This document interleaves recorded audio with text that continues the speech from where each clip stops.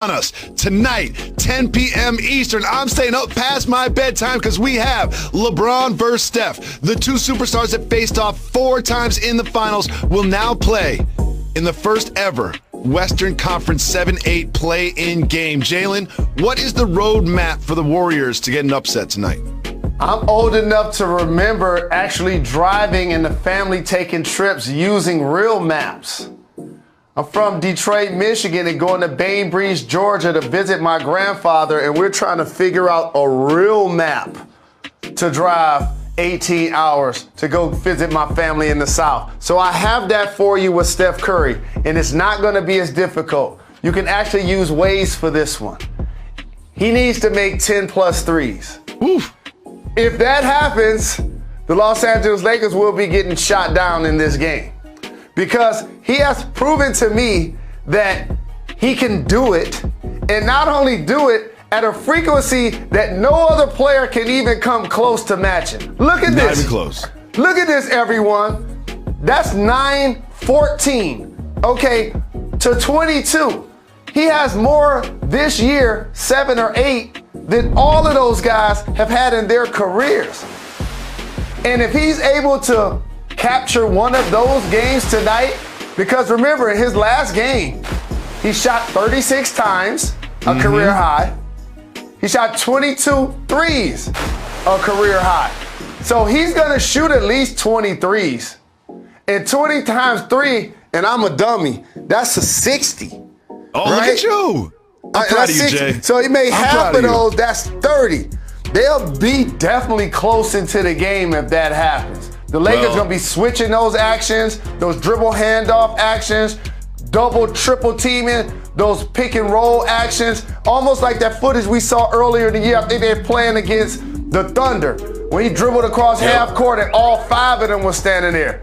He's going to see a lot of defense like this. Defensively. He's going to see a lot of double teams and triple teams tonight, and I do not think that Steph Curry himself will be able to shoot the Warriors into this one. I expect this to be a pretty easy win for the Lakers. I'm trying to go to bed. I'm trying to go to bed early tonight, Lakers. So finish this one up. I want y'all up by half. By halftime, I want y'all up 20, and then midway through the third, I want to go to sleep because I want to get my rest. And I think the Lakers will not just win this one, but win this one easily. And LeBron was out with Drake last night. LeBron was partying with Drake last night. That's how confident these Lakers are.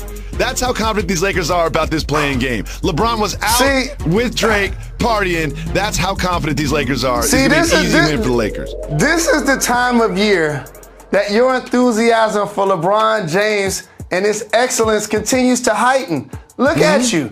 You look at you're like LeBron's back, AD's back.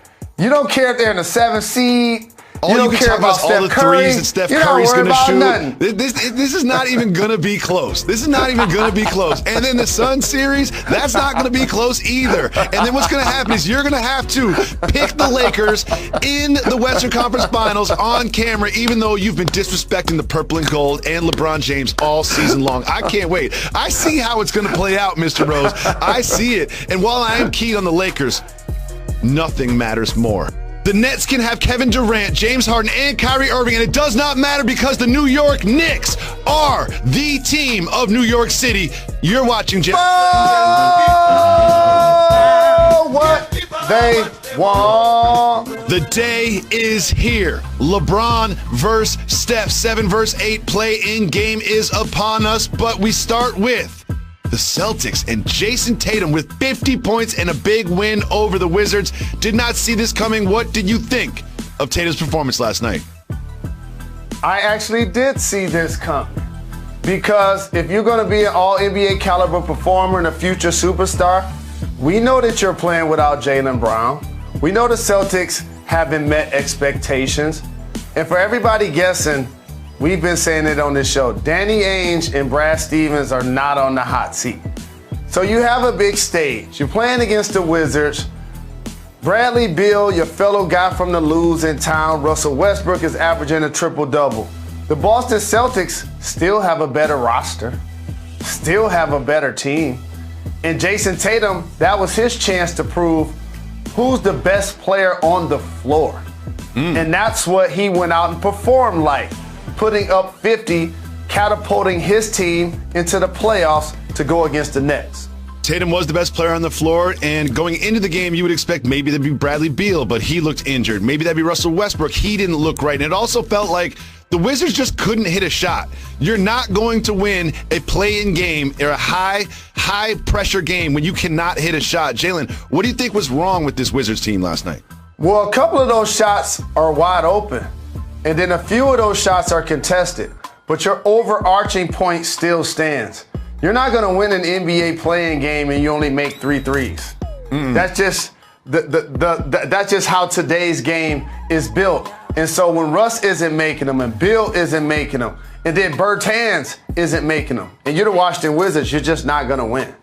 No, they now have to play the Pacers. We'll get to that, but this means that the Celtics will face the Brooklyn Nets in the 2-7 matchup. That also means that Kyrie Irving will be playing his former franchise. Jalen, do you think there's a little extra motivation from Kyrie?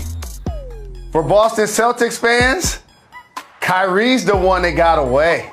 You won when you traded him for Isaiah Thomas. Isaiah was giving them 30, and then they traded him to the Cavs while he was injured, and the Cavs accepted the trade still. And you got Kyrie, and he said he was going to stay. And then he left.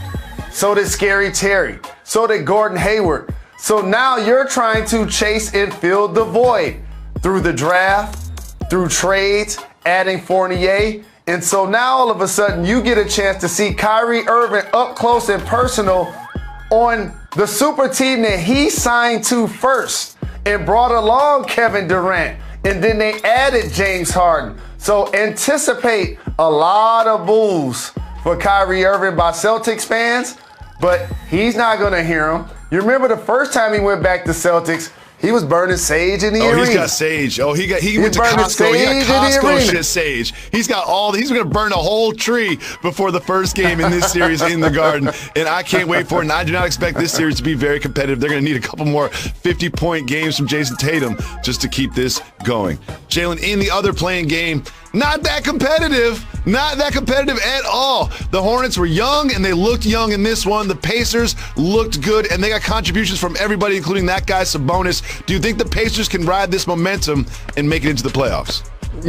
You know what I saw from Indiana? Blue-collar pride. Sabonis flirted with a triple-double, but played a terrific all-around floor game. He got up from his nap yesterday and realized that Karis LeVert was going to be out due to COVID protocol. And Malcolm Brogdon returned. And so the Pacers went deeper than Atlantis, inside of the box score. It got like 8 guys in double figures. Oh, yeah. Everybody against had at the least Hornets. 10. A dude wearing number 88 was out there getting Batiste! That's my guy. And O'Shea Brissett, Batiste, Keelan Martin. These are not household names. These guys were not high draft picks that made all-star teams, and they were all contributing to combine. I think they got 144 points on this Hornets team that did look overmatched. But since this is the last Hornets game of the season, we have to salute and celebrate my Rookie of the Year, our king, one, LaMelo Ball. What a season this young man had. What do you expect from him moving forward? So when you get a top flight pick, in particular in the top 3, after their rookie year, you need that guy to have shown the players on the team, the coaching staff and the organization, fan base and the media that he got the goods. And if you have that, it's just like having a quarterback in the NFL on their rookie deal. You saw Pittsburgh winning with Big Ben or Russell Wilson or even Joe Flacco. So now this offseason, the Hornets know that they got the goods in LaMelo, and they saw the improvement in Bridges. And PJ Washington also had a really good season.